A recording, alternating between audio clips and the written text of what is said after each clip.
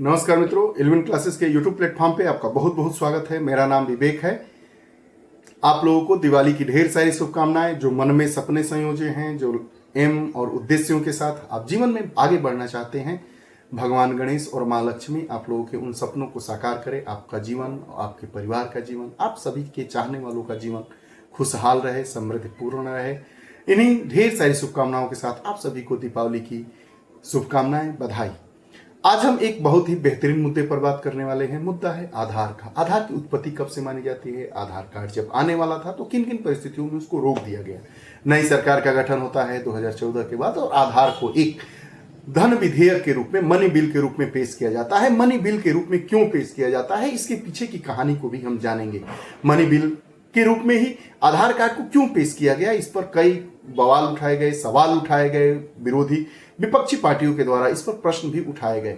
इन मुद्दे को जानते हुए हम जानेंगे कि सुप्रीम कोर्ट का जो अभी लेटेस्ट जो फैसला आया है आधार कार्ड के उपयोग को लेकर, इस्तेमाल को लेकर, वह क्या है और यह फैसला क्यों आया है, वो किस मुद्दे से इस फैसले की उत्पत्ति हुई है, इन सबको जानते हुए हम अपने वीडियो सेशन को प्रारंभ करेंगे। लेकिन उसके पहले आप अगर हमारे 11 क्लासेस चैनल से नहीं जुड़े हैं तो कृपया चैनल को सब्सक्राइब करिए, बेल आइकन का बटन दबाइए ताकि जो भी वीडियोस आए उसका नोटिफिकेशन आप तक पहुंचे और आप उसका लाभ उठा सके। आइए वीडियो सेशन के टाइटल को समझते हुए इसकी रूपरेखा को जानेंगे और आगे हम बात करेंगे। इस्तेमाल को लेकर बड़ा फैसला, किस काम का रहेगा आधार?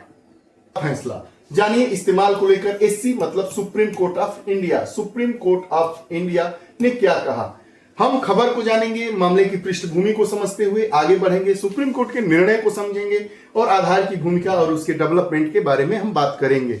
तो आज खबर को जानते हैं। एससी यानी सुप्रीम कोर्ट ने आधार कार्ड को उम्र के प्रमाण के रूप में मान्यता देने से इनकार कर दिया है। अब जो आधार कार्ड होगा वह उम्र के रूप में मान्यता नहीं देगा, उसके प्रमाणन के लिए इसका प्रयोग नहीं किया जाएगा। यह सुप्रीम कोर्ट के फैसले में ऐसी बात बताई गई है और फैसला दिया गया है।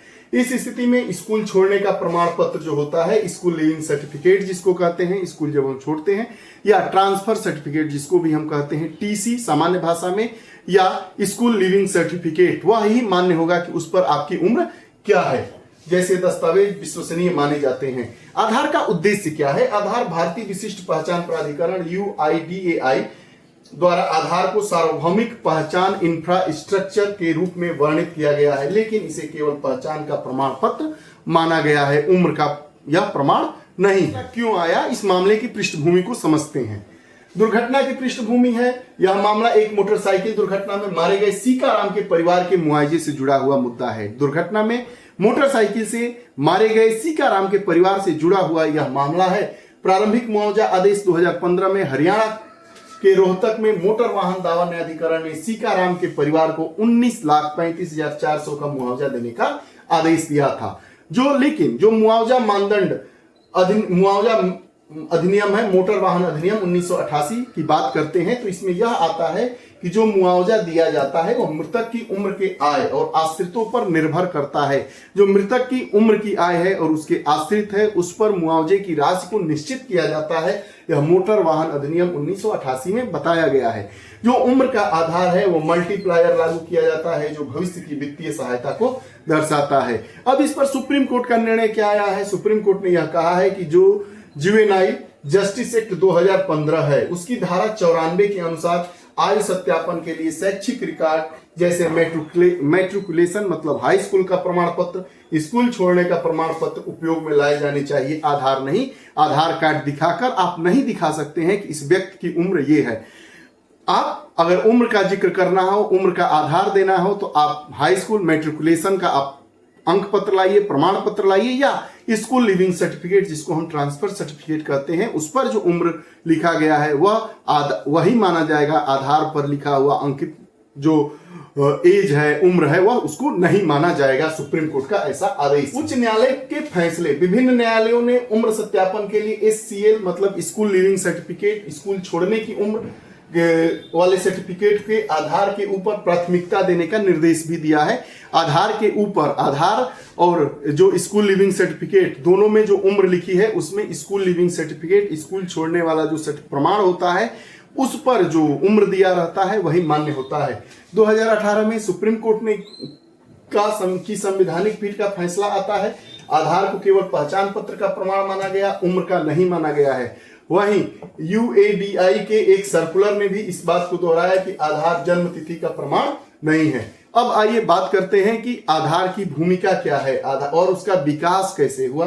तो आधार के प्रारंभिक विकास की अवधारणा की बात करते हैं तो यूपीए सरकार की बात करते हैं। जब यह सरकार थी तो उस समय गरीब वर्ग के परिवारों के लिए यूनिक आईडी के रूप में प्रस्तावित किया गया, जिससे सरकारी योजनाओं तक पहुंच आसान हो सके। साधारण भाषा में यह कहें कि जब यूपीए की गवर्नमेंट थी, 2014 के पहले की बात हो रही है, 2014 से तो एनडीए की गवर्नमेंट है, तो गरीब वर्ग के परिवारों के लिए जो सरकारी योजनाएं हैं उनको आसानी से उन तक पहुंच बन सके, इसलिए इसको यूनिक आईडी के रूप में प्रस्तावित किया गया है। सभी निवासियों को यूनिक यूआईडी जारी करने का उद्देश्य था। आंतरिक असहमति और सुरक्षा चिंताओं के कारण कार्यान्वयन में रुकावट आई। जब इसको पेश किया जाना था तो उस समय कई चुनौतियां सामने दिख गई, इसलिए इसको रोक दिया गया। उसमें पहली चुनौती क्या थी? आंतरिक असहमति और सुरक्षा चिंताओं के कारण इसमें थे। होता है 2014 में एनडीए की गवर्नमेंट आती है, नरेंद्र दामोदर दास मोदी प्रधानमंत्री के रूप में शपथ लेते हैं। तो 2014 के बाद नई सरकार ने आधार लक्षित लाभ और सेवाओं के डिलीवरी विधेयक को लाते हैं। आधार विधेयक, जिसका पूरा नाम है लक्षित लाभ और सेवाओं की डिलीवरी विधेयक, को मनी बिल के रूप में पेश किया जाता है। मनी बिल मतलब धन विधेयक के रूप में पेश किया जाता है। धन विधेयक और वित्त विधेयक में क्या अंतर होता है? जो आपका ये मनी बिल होता है, मनी बिल को लोकसभा में पेश किया जाता है, राज्यसभा में यह बिल जाता है, लेकिन राज्यसभा के पास इसको कैंसिल करने का अधिकार नहीं होता है। इस पर वह अपनी सहमति दे सकता है या नहीं दे सकता है, या इसमें कुछ संशोधन कर सकता है या नहीं कर सकता है। मानना और न मानना सभी लोकसभा के जिम्मे होता है। ऐसा इसलिए उस समय आरोप लगाया जाता है कि लोकसभा में ही इसको मनी बिल के रूप में क्यों लाया गया।